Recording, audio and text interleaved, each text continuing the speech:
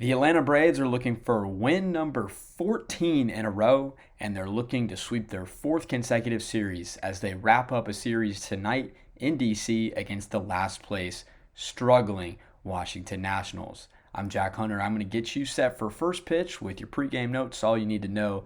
Headed up to the nation's capital tonight, the Braves are 36 and 27, 5 games out of the first place New York Mets, and riders of a 13-game winning streak. And the Nationals are 23 and 41.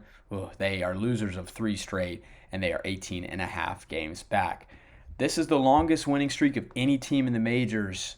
13 games. The Braves set that last night, winning and destroying the Nationals. Another not very close game in the nation's capital. It's the longest winning streak also for a defending World Series champion in the expansion era, which dates back to 1961. The Braves have not lost in the month of June. They're looking to continue their way tonight. They've outscored their opponents 93 to 39 over this stretch. They have a 915 OPS as a team on base percentage plus slugging percentage. That is elite. And they have hit 32 home runs in this 13-game stretch, which, fun fact, is more home runs than the Detroit Tigers have hit all season. They've also only allowed 7 home runs. So when you're out homering teams 32 to 7 in a somewhat game stretch, it's going to work out for you. It's worked out for the Braves.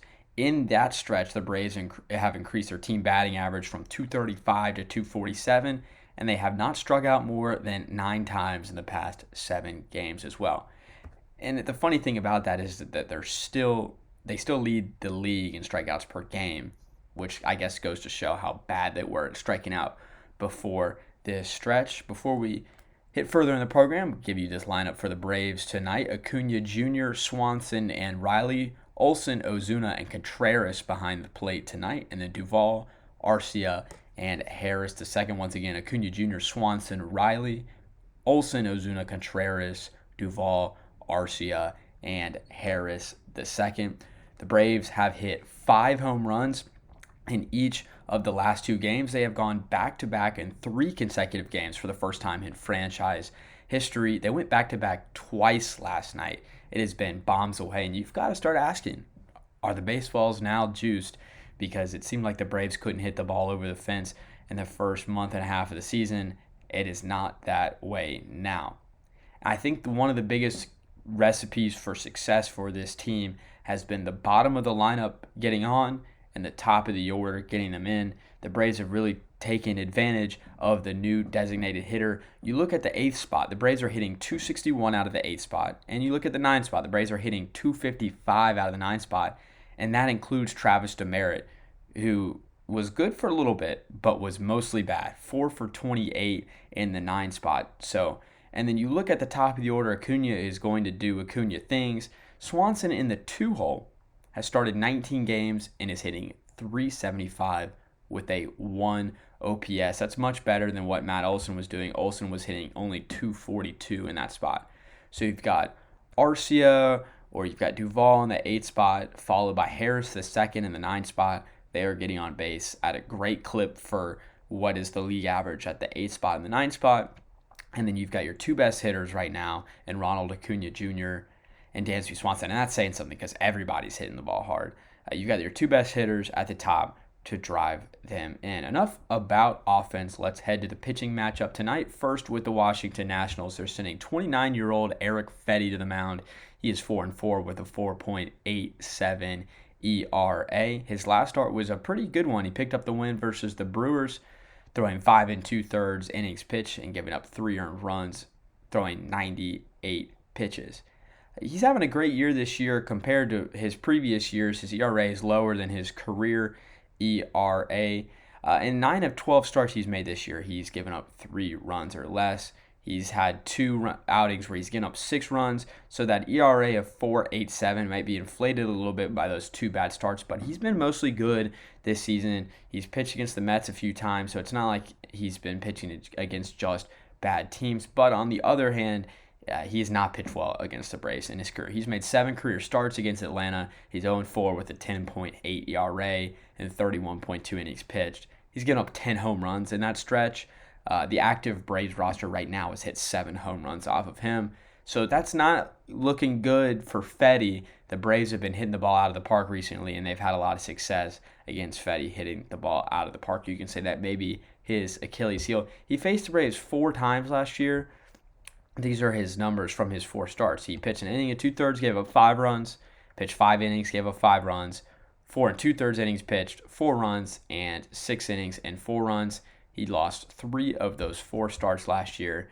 So the Braves are looking like they might have the advantage tonight when it comes to the Nationals, who are sending Fedde to the mound. But Fedde's had a pretty good year, so we'll see how that pans out. I'm excited to see Spencer Strider take the bump tonight. 23 years old, he debuted last season. He is making his 4th career start.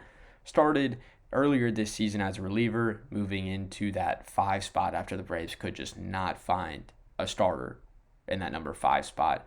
As a starter, he's pitched 14 innings. He's allowed 4 earned runs to a tune of a 2.57 ERA, 8 walks to 20 strikeouts. That's equating to about 13 Ks per 9 in the starting role. That'll play. But it'll be interesting to see tonight. The Nationals are a team that don't strike out very much. They're second in fewest strikeouts per game, which is a bit over 7 strikeouts per game. So we'll see how that plays out. You've got a big strikeout pitcher versus a team that doesn't strike out very much. And his last start, he pitched 5 2/3 innings, allowed 4 hits, 0 earned runs, 1 walk to 8 strikeouts, and got a win versus the Pirates. I think it was his best start of the season. He faced a career high 21 hitters, got a career high 21 swing and miss, or got a career high 17 swings and misses as well. I think the key for Strider is just throwing strikes, because you look at the 17 swings and misses from last game. That's a great number. He's got great stuff. He's really hard to hit. So if he could just keep the ball in the strike zone, command his pitches, well, I don't think the Nats are going to really touch him very much. Now, if this was like the Dodgers, I think we'd be having a little bit of a different keys to the game or different conversation. Nationals are not an elite hitting team by any stretch. I don't think Strider is going to have a hard time tonight if he can just throw his stuff for strikes, get some swings and misses. A few things that I want to touch on before we wrap up this pregame show. Michael Harris II, 2 home runs now in 2 straight nights. He's got a 138 OPS plus. So this OPS plus scales OPS, on base percentage, plus slugging, and for the 100 is league average. So he's 38% better than league average. And he's playing elite defense. And nothing seems to faze him. I asked Brian Snitker about a week ago what makes him that way, and Snit told me that there's just some guys that they get up to the big leagues and they almost seem to take it up a notch, and that's what Michael Harris II has done. How about Orlando Arcia having a big night last night? He goes yard. I'm really interested to see him step up with this Ozzie Albies injury. Obviously, you hate to see Ozzie go down, but Arcia was a starter for a few years in Milwaukee. He can play.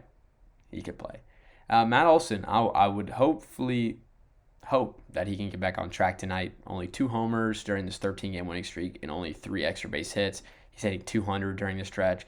He seems to be the only guy that's not hitting the ball out of the park every chance they get. It's Strider, it's Fedde, it's the Nationals, and the Braves tonight. The Braves looking for 14 in a row before they get another well-deserved off day and head to Chicago. I'm Jack Hunter, and thank you for tuning in.